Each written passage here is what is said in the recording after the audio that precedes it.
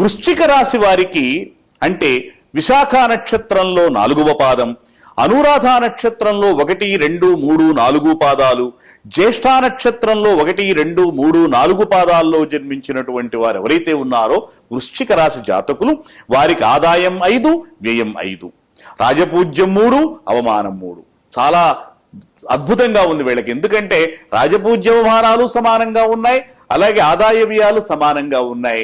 వీరి జీవన విధానం ఈ సంవత్సరం సమానంగా ఒడిదుడుకులు లేకుండగా అలా సాగిపోతుంది వృశ్చిక రాశి వారికి.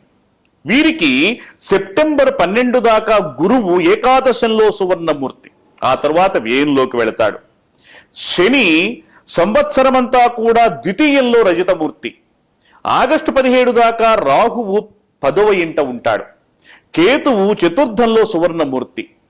తరువాత రాహువు 9లోకి, కేతువు 3వ స్థానంలోకి వెళ్తే లోహమూర్తులవుతారు. అందువల్ల ఏది ఏమైనా ఆలోచించినట్లయితే ఈ సంవత్సరము శని కుటుంబ స్థాన సంచారం వల్ల కాస్త ధనహాని, స్థానచలనాలు కలుగుతాయి. అంటే ఎక్కువగా ట్రాన్స్ఫర్లు అవుతూ ఉంటాయి ఉద్యోగస్తులకి.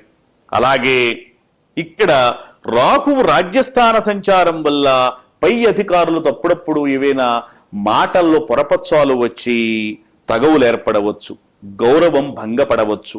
అందువల్ల ఇవన్నీ కూడా గ్రహముల సంచారాన్ని తెలుసుకోవటం వల్ల మనం జాగ్రత్తలు పడాలి. భాగ్యరాశి సంచారం వల్ల ధనలాభం కలుగుతుంది. అలాగే కేతువు ఈ సంవత్సరం యోగించడు. ఈ రాశి వాళ్ళకి ఏది ఏమైనా మిశ్రమ ఫలితాలు, అంటే అటు రాజపూజ్యవమానాలు గాని ఆదాయ వ్యయాలు గాని మిశ్రమంగానే ఉంటాయి. సంవత్సర ప్రారంభంలో గురు బలం వల్ల కొంత బాగున్నప్పటికీ కూడా ఏలినాటి శని కుంగదీస్తుంది వీళ్ళకి. అందువల్ల శని ప్రభావం తట్టుకుని నిలబడాలి అంటే శనివారాలు ఉండాలి, శనికి చక్కటి శాంతి చేసుకోవాలి. శని గ్రహానికి శాంతి ద్వారా వీళ్ళు ఏలినాటి శని యొక్క దోషాన్ని పోగొట్టుకోగలుగుతారు. అదీ కాక ఏలినాటి శనిని కుంగదీయకుండా ఉండాలి, ఆరోగ్యం భంగం కాకుండా ఉండాలి అంటే వీరు చక్కగా తమ అదృష్ట సంఖ్య 9 కాబట్టి 1, 2, 3, 4 తేదీలు ఆది, సోమ, మంగళ, గురువారాలు కలిసి వచ్చేటట్టు ఏవైనా ఒక మంచి కార్యాన్ని ప్రారంభించాలి.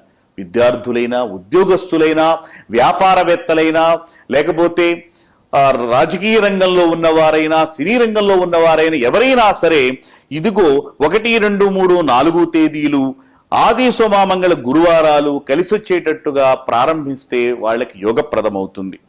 ఈ రాశి వాళ్ళకి వ్యయంలో గురువు ఉన్న దోష నివారణ కోసం దత్తాత్రేయ స్తోత్రం చేసుకోవటం, శివస్తోత్రం చేసుకోవటం మంచిది. అలాగే ఏలినాటి శని దోష నివారణకి కూడా మందపల్లిలో గాని ఇతరత్రా శని క్షేత్రాలలో కాని శివాభిషేకాలు చేసుకుని తిలదానం అంటే నువ్వుల దానం చేసుకోవాలి. శివస్తోత్రం ఈ రాశి వారికి సంవత్సరము శ్రీరామ రక్షలవుతాయి. శనివార నియమాలు పాటించాలి.